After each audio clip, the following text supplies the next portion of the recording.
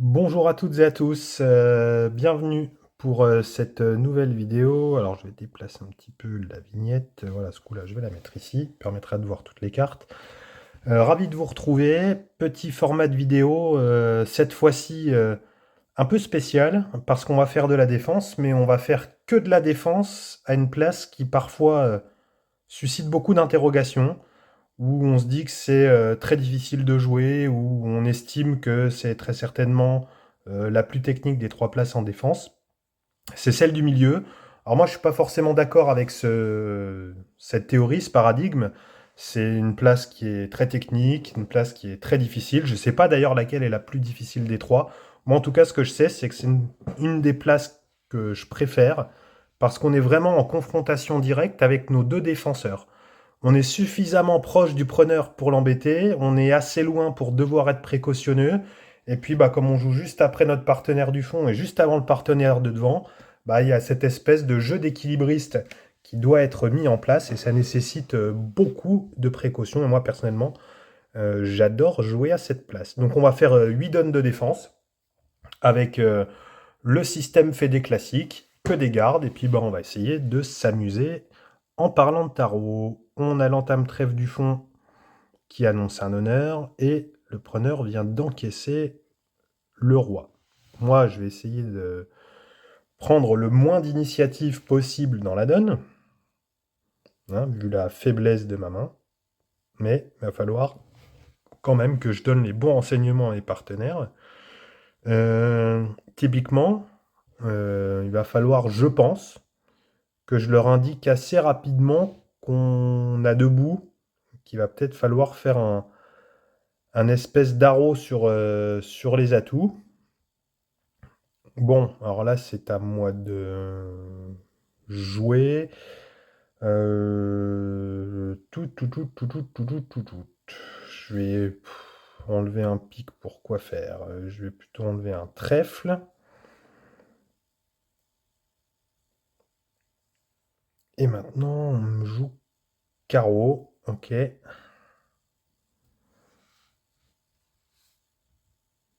Maintenant, je chargerai la dame de cœur sans aucune hésitation quand j'aurai la possibilité de le faire. Je vais enlever ce trèfle.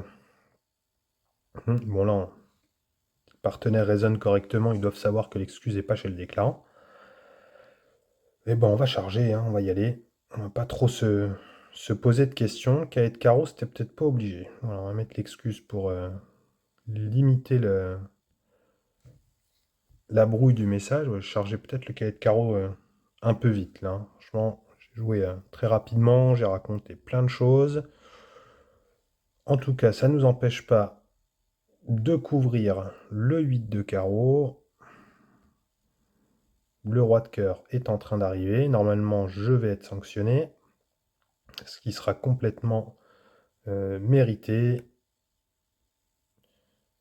parce que je ne suis pas certain que le flanc était bon. Bon, on a fait un match nul sur cette donne, mais j'ai joué beaucoup trop vite en enlevant le cavalier de carreau.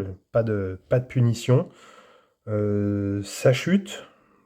Première bonne nouvelle, toujours important dans ces compétitions, que ce soit en coupe ou en quadrette, de bien avoir en tête le contexte de la donne, et puis bah, de se mettre sur une problématique de chute. Alors pas que, hein, les grattes sont très très importantes, mais quand il faut faire chuter, là avec debout imprenable, quand c'est un peu tendu, bah, quand il faut mettre le roi dans le bon paquet, il faut parfois pas trop tergiverser. Alors, entame intéressante, 14 secondes, chien assez faible. Je jouerai jamais de la vie sous le roi de carreau sixième. Voilà, c'est beaucoup trop dangereux. Déjà, si le preneur a le petit mariage ou la dame, c'est une pièce qu'il va encaisser et qu'il ne devrait pas faire. S'il a la dame toute seule, s'il a dame valet, c'est la même chose. S'il a le petit mariage, peut-être qu'il aurait forcément encaissé une pièce à condition que ça passe deux fois carreau en défense. Et quoi qu'il arrive, même si le preneur coupe, je pars du principe que carreau n'est pas un flanc qui est exploitable pour la défense. Donc maintenant, j'ai trois options. Soit je prends une des couleurs quatrième et je les entame.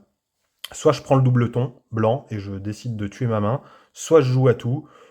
Je suis pas un grand fan des atouts. Je l'ai déjà dit plusieurs fois dans les vidéos. Donc là, on va plutôt essayer d'aller tuer sa main. Et on va jouer cœur en espérant trouver quelque chose chez les partenaires. Pas dit que ça fonctionne. Et on a maintenant l'entame-pique. Car oui, j'ai pas été jusqu'au bout de mon raisonnement. J'ai du mal à choisir une des deux couleurs quatrième. Donc pour ne pas en choisir une, je joue du coup dans le double ton. Voilà, c'était aussi l'inférence de mon raisonnement. On a une honneur à trèfle qui est dans la main de devant, qui vient de sauver le petit. Ok, donc on a debout. Pas falloir faire trop mumuse, notamment avec le roi de carreau. La main du fond a l'air quand même de bien résister. Prend une pression importante. Maintenant, ça va jouer carreau, j'imagine. Hein. Et ça joue cœur. Ça, c'est étonnant, parce que le preneur a déjà fourni 3 autres couleurs. D'habitude, le robot, il aime bien jouer par défaut la 4e couleur, mais peut-être que voilà, le flanc carreau ne l'intéresse vraiment pas, et que le flanqueur l'intéresse beaucoup. Hein, j'aurais bien aimé avoir encore un cœur, pour protéger au maximum la main. Il s'avère que tout à fait possible que l'entame-cœur soit assez catastrophique. Il y avait 2 carreaux partout, donc ça coûtait rien en termes d'atout d'entamer carreau, mais ouais, vraiment du mal à jouer sous le roi 6e, comme ça me plaît absolument pas. Et on a réussi à perdre le cavalier de cœur dans la bataille. Bon, et bah c'est comme ça, et le preneur a gagné de 1. Voilà, alors là c'est dommage, parce que si sur le 3e cœur il y a le cavalier qui se plante, et bah on aurait pu tout mettre dans le bon paquet. Voilà, je crois que l'entame carreau était vraiment à proscrire. Après, pour le reste, c'était vraiment une histoire de goût. En tout cas, on a marqué des points. Et puis, bah, on va continuer avec un chien assez fort. 19 et 20, et une de chaque. Et le preneur, après le tirage du 21 de la main de devant, nous présente le petit 10e. Il va peut-être même nous mettre l'excuse sur la première carte. Donc là, a priori, voilà, on a debout. C'est un réflexe que j'ai en défense. Petit 10e, c'est pas toujours gagné. En plus, le preneur coupe. Il y a 5 à toutes tomber. Plutôt pas mal. Et il y a coupe-pique et sur coupe-trèfle. Allez, on va voir ce que ça donne. Le flanc trèfle, il va m'être bénéfique à terme. Parce qu'avec 13-14, je vais peut-être réussir, avec mon nombre de piques, à gratter quelque chose. Donc là, ça casse que du valet. Il va y avoir un... Il va y avoir quoi? Devant, il a pas pu tirer le 21 avec 21, 18, 17. Ça me semble pas possible. Il y a 6 piques de tombée pour l'instant. De toute façon, le preneur, il a, dans le meilleur des cas, petit 10e, 6 piques et 2 cinglettes, quand même globalement peu probable. Je vais répéter le cœur. Ou alors je vais plutôt jouer à tout. Je vais jouer le 14 d'atout. Il a tiré le 21 devant avec 21, 18, 17. C'est pas joli. C'est pas joli. Ok. Donc la main du preneur, c'est 5 piques, 1 cœur et 2 carreaux.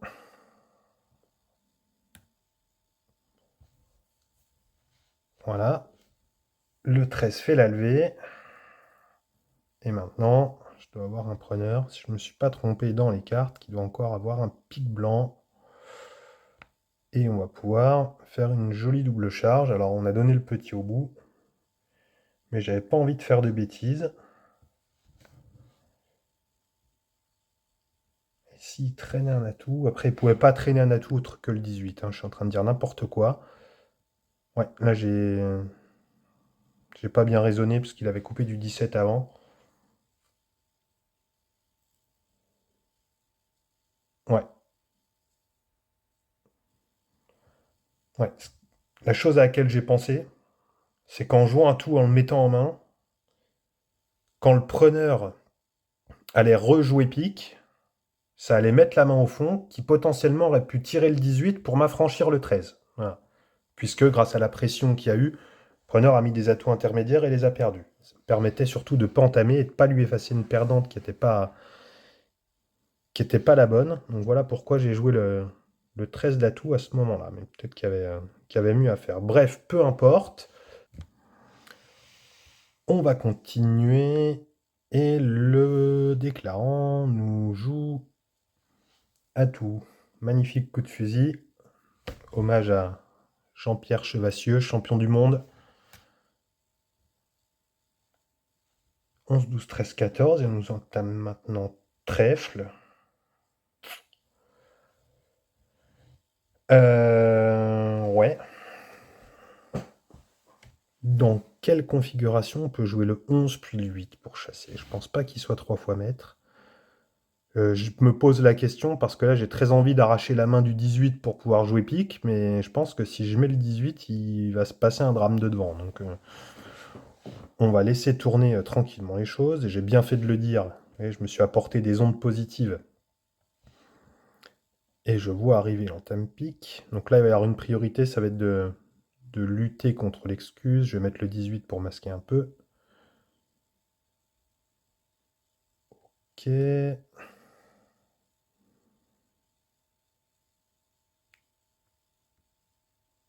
C'est le preneur nous rejoue cœur. Ok. Mhm.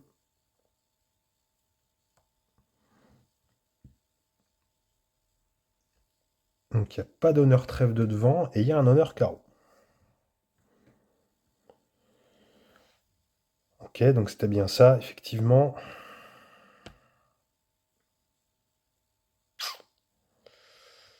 Ok, donc là, c'est interdiction de s'excuser. On prend et on va rejouer pique.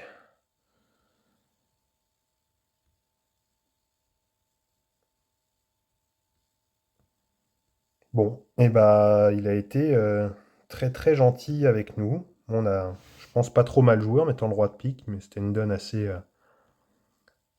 plate. Chez nous, le preneur a fait. Alors, je vais y arriver. 13 de bon.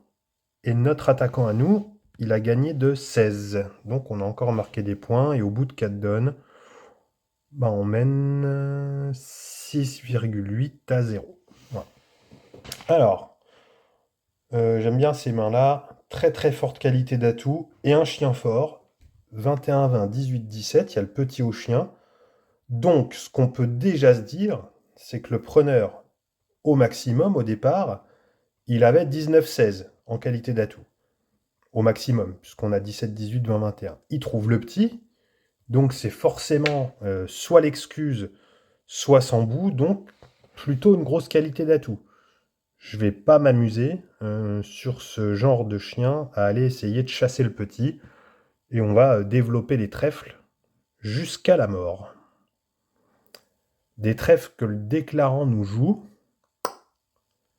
et là, je l'avais pas vu venir.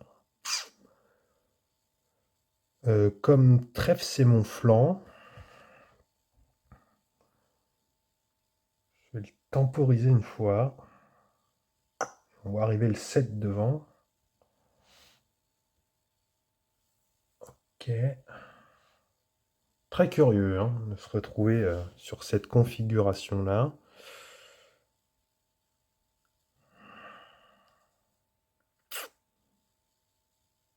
Allez, on va faire dodo.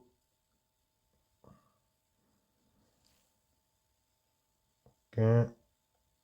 On sait jamais, ça peut provoquer l'excuse.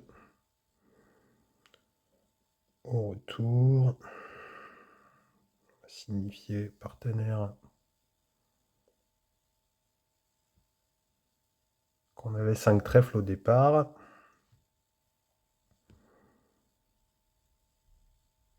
Ok.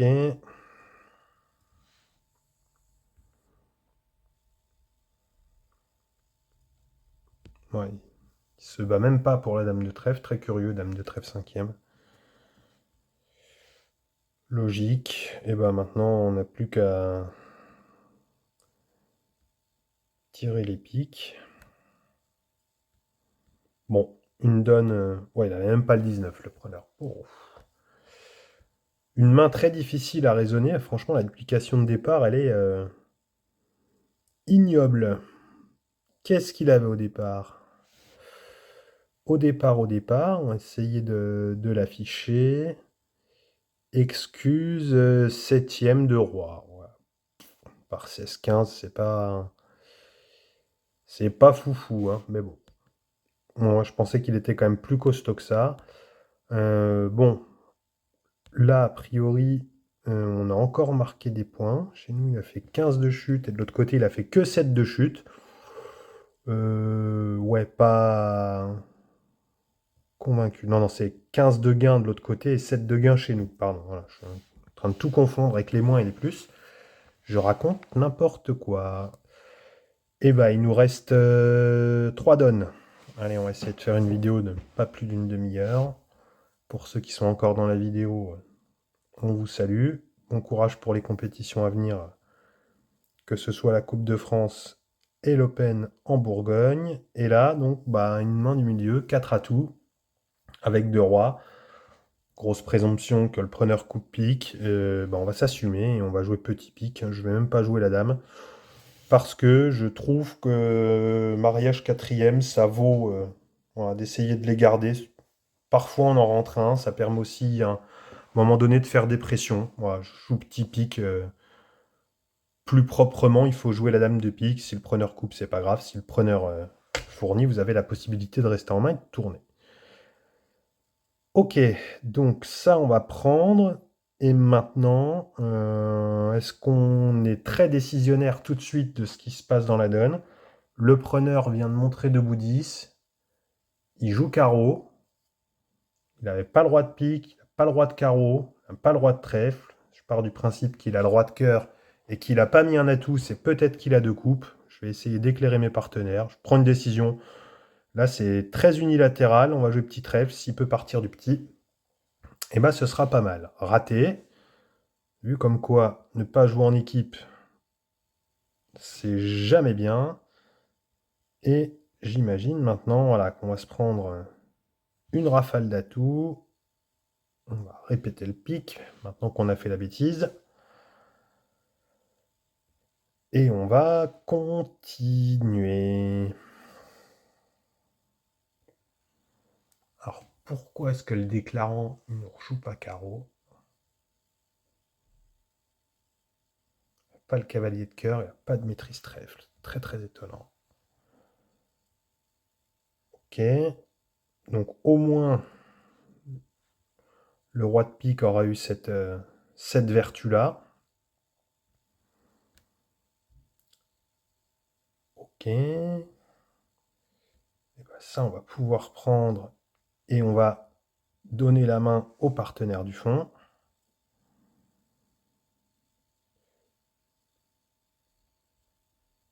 On va rentrer le mariage cœur. Ok, la pique c'était bien tombé hein, chez lui, franchement. C'était quand même propre. Ok, coupe du 19 maintenant.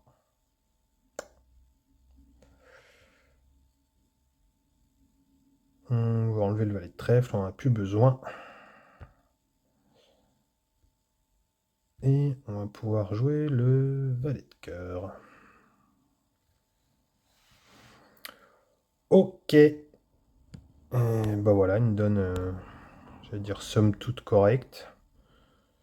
Et bah pas du tout, puisque de l'autre côté, notre attaquant a fait encore moins, hein, donc on a décaissé 3 points match sur 7 étuis. Voilà. Bon, si ça vient de l'entame trèfle, de ce que j'ai joué plus tard, peu importe. T'es un peu décisionnaire au milieu, mais j'avais envie. Il faut aussi jouer pour s'amuser. Et quand on a une raison qui peut s'entendre de le faire, bah, comme d'hab, hein, quand ça marche pas, rendez-vous à la buvette et puis on règle nos comptes autour d'un verre. Je vais jouer à tout avec le petit en main pour essayer de me faire de la place entre le 12 et le 20. Voilà, je ne les ai pas demandé les atouts. Mais l'idée, en tout cas, c'était vraiment de protéger cette fourchette 12-20. Et comme je ne veux pas de la répétition cœur, je vais annoncer la tenue. Parce que ça m'intéresse absolument pas. Voilà, donc en fait, il a arrêté de jouer à tout. Non pas parce qu'il avait compris que j'en voulais pas, mais c'est juste qu'il en avait plus. Comme quoi, je fonde des espoirs dans le robot qui sont peut-être infondés. C'est un petit peu difficile avec les cartes qui s'enlèvent pas toujours au bon moment.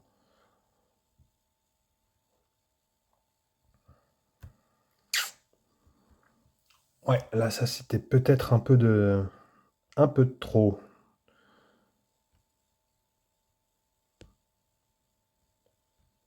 Ok. Preneur coup de pique. Que des fausses du roi de pique. C'était attendu. Et on ferme avec notre petit pique en rentrant le cavalier de carreau. Bon, je pris un flanc un peu offensif. Et puis bah, ça a fonctionné. Hein, voilà, moi j'ai joué le 10 d'atout, j'en voulais pas. C'était juste histoire d'évacuer un peu les gros pour que mes partenaires fassent une entame pour la coupe. Ça, c'est quelque chose qui fonctionne quand même plutôt bien. Quand vous avez des longueurs d'atout, on va dire semi-importantes, jouer une fois à tout quand vous n'avez pas de flanc à développer, ça permet d'une part d'évacuer les gros, et deuxio, vous dites à vos entames, bah moi, je sais pas quoi jouer, joue un truc. Voilà. Si tu te trompes, tant pis, mais je te demande d'entamer. Bon, là, effectivement, le robot ne doit pas être programmé pour ça. Donc je pense que s'il avait eu un deuxième atout, il l'aurait joué. Et ça m'aurait mis en grosse difficulté. J'aurais pris la main et joué dame de carreau. Néanmoins, voilà, sur ce genre de séquence, 7 atouts, vous savez pas quoi jouer, bah, peut-être que vous pouvez mettre une convention dans vos équipes en vous disant, voilà, quand on joue à tout demandeur, celui qui prend la main en défense, il entame quoi qu'il arrive. Sauf s'il veut atout. Voilà. Ou qu'il a une bonne raison de vouloir répéter les atouts, par exemple, si il y a beaucoup d'une couleur au chien et qu'il a la tenue qui est affichée dans sa main. Après, ça, c'est une décision personnelle, il faut en convenir en équipe. Ok, donc je me retrouve avec mes 7 atouts. Donc là, le cavalier de pique, il est tombé, hein, il s'enlève pas, mais on va le considérer comme évacué.